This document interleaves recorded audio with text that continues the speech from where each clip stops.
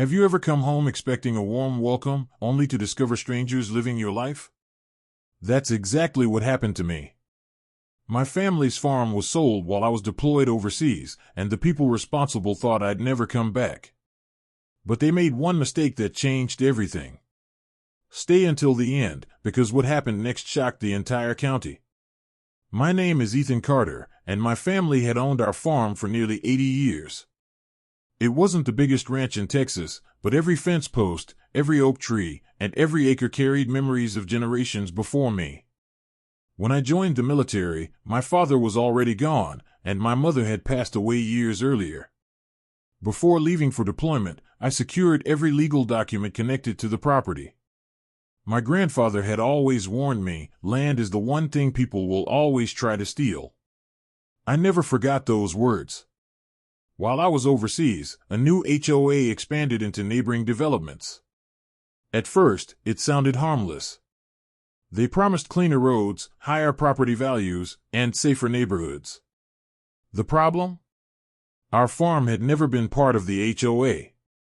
That didn't stop them. 3 weeks before my deployment ended, my elderly neighbor tried contacting me several times, but military communication restrictions prevented the messages from reaching me. By the time I stepped off the plane and drove toward home, something felt wrong. The old wooden entrance sign was gone. Fresh landscaping lined the road. Security cameras pointed toward my driveway. Then I saw a massive metal gate. A security guard stepped forward. "Private community," he said. "I'm going home." He looked at a clipboard. "That property belongs to Green Valley Estates now." I laughed. "No, it belongs to me." He shook his head. "It was sold months ago." Those words hit harder than anything I'd experienced overseas. Sold? Impossible. I parked outside the gate and walked toward my farmhouse. Before I reached the porch, a woman in an expensive business suit stormed outside. "I'm Brenda Whitmore, HOA president." She smiled as though she'd already won. "You need to leave immediately. My family owns this farm." "Not anymore." She handed me copies of county paperwork showing the land had been transferred to a development company connected to the HOA. Everything looked official. Every signature. Every stamp. Every page. For one terrifying moment, I wondered if somehow I'd missed something. Then Brenda leaned closer. "You were gone. No one challenged the sale. We followed procedure." Something about her confidence felt rehearsed. Too perfect. I called the county clerk the next morning. The employee sounded confused. "The transfer file exists, but something doesn't match." "What doesn't match?" "The original ownership record disappeared." Disappeared? Government property records don't simply vanish. Someone had replaced them. The clerk quietly suggested hiring a property attorney. Within 24 hours, I met attorney Rachel Lawson, one of the toughest land rights lawyers in the state. She examined every document. Then she stopped. "These signatures aren't yours. They're forged." She continued studying the paperwork. "And these notarizations, impossible. The notary died 2 years before these documents were supposedly signed." That was the first crack. Rachel immediately filed an emergency injunction preventing construction across the farm. The HOA wasn't happy. Brenda called a neighborhood meeting. She stood before hundreds of residents claiming I was trying to steal community property. People applauded her. They believed every word.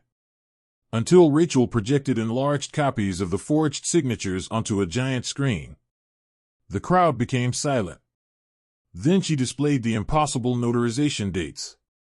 Faces changed instantly. Brenda tried interrupting. Rachel wasn't finished. She requested every board email through Discovery. The judge approved. Within days, thousands of emails flooded into our office. Most were ordinary. But one email changed everything. It came from Brenda herself. "If the soldier doesn't return, ownership becomes permanent." Attached was a draft plan describing how delayed legal challenges would make reversing the sale nearly impossible. They hadn't made a mistake. They had planned the entire scheme. The courtroom became packed during the trial. News reporters filled every available seat. Residents who once supported Brenda now sat behind me. The county investigator testified first. Several digital property records had been altered using administrator credentials belonging to an employee who later admitted accepting bribes. Then the former notary's official seal was revealed. It had been stolen after his death. Multiple fraudulent property transfers across the county suddenly made sense. My family's farm wasn't the first target. It was simply the biggest. Brenda took the witness stand. She denied everything. Until prosecutors displayed bank records. Money had flowed through shell companies connected to the development firm. Then came another devastating surprise. A former HOA board member testified under oath. He admitted they specifically targeted military families, elderly owners, and vacant properties because they believed legal challenges would take years. The courtroom gasped. Brenda's attorney looked defeated. But Rachel wasn't done. She turned toward me. "Ethan, do you still have the original deed?" I nodded. Years before deploying, my grandfather insisted I store the original handwritten deed inside a fireproof safe hidden beneath loose floorboards in our farmhouse. When I returned after the injunction, it was still there. Untouched. Rachel carefully placed the original deed before the judge. The paper was yellow with age. Signed decades earlier. Recorded correctly. Protected by historical registry references impossible to fake. The judge compared every document. Then he smiled. "This deed establishes uninterrupted ownership." He struck the gavel. "The fraudulent sale is void." Just like that, my family's farm officially came home. But consequences didn't end there. Brenda was arrested before leaving the courthouse. The corrupt county employee accepted a plea deal. Several developers faced criminal fraud charges. The HOA lost enormous lawsuits filed by dozens of other property owners who had been affected by similar schemes. Months later, neighbors gathered on my front lawn for a barbecue. Some apologized for believing the HOA's lies. Others thanked me for refusing to quit. I looked across the fields where my grandfather once taught me how to mend fences. The land hadn't simply been saved. Its history had been protected. Today, the old gate is gone. The only sign standing at the entrance reads, "Carter Family Farm, established 1947. Every time I drive through that entrance, I remember my grandfather's words. Paper can be forged, but truth always leaves a trail. If I had given up after seeing those fake documents, my family's legacy would have disappeared forever. Sometimes the strongest weapon isn't anger. It's proof.